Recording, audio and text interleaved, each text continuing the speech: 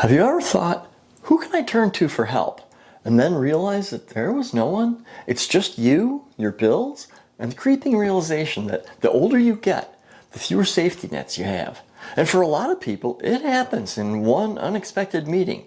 You get restructured, and now you're looking for work. And suddenly, you're hearing things like, you're overqualified, or you're not the right fit, or you just get ghosted.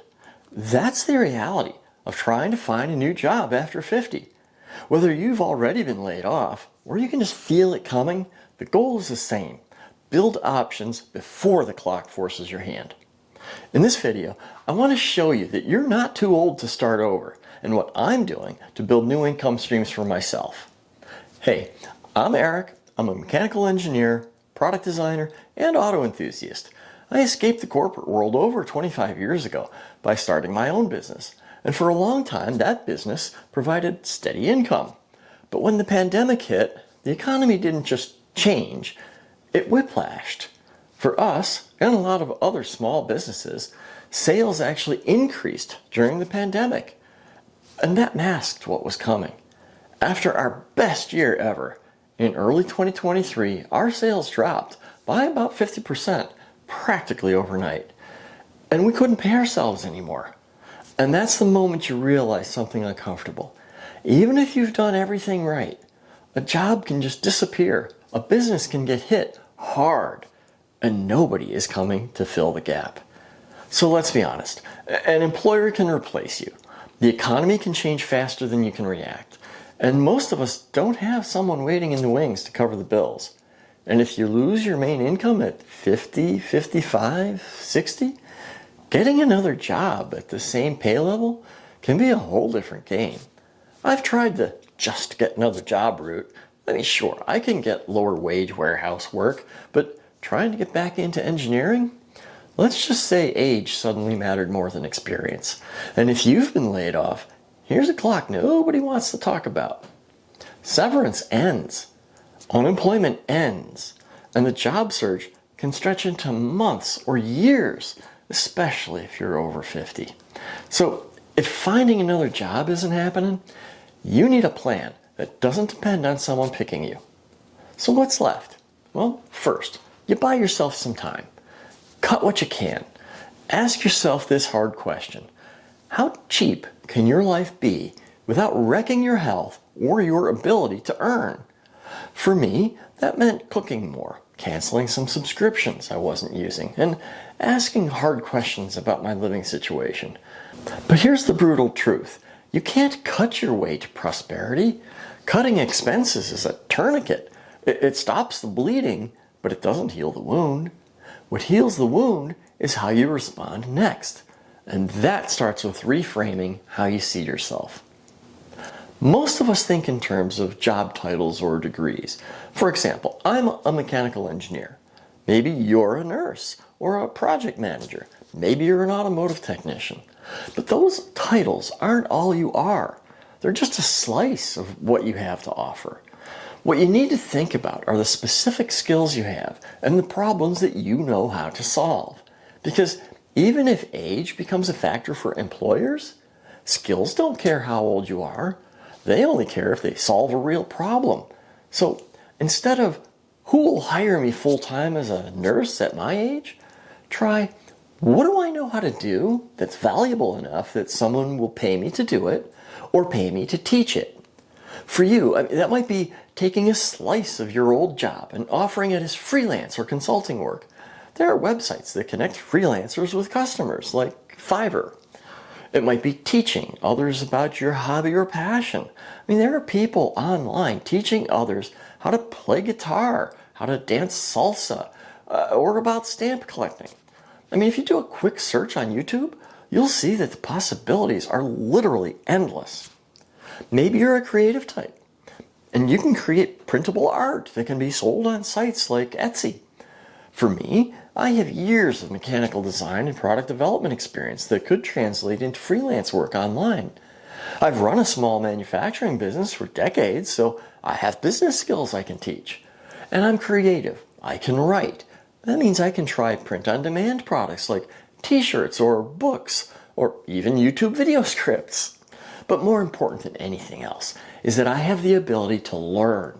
And I'm sure that you can too. Because if you can learn, you can take what you already know and learn how to monetize it online. All you need is a cell phone and an internet connection to start. And that also means that you can work from anywhere. Is that a perfect plan? Well, no, not yet. Is it guaranteed? No.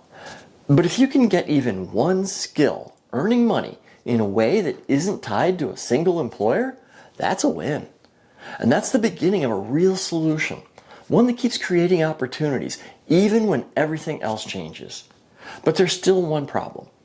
People have to find you. So here's the next piece of the puzzle. It's building an online business using YouTube as the foundation.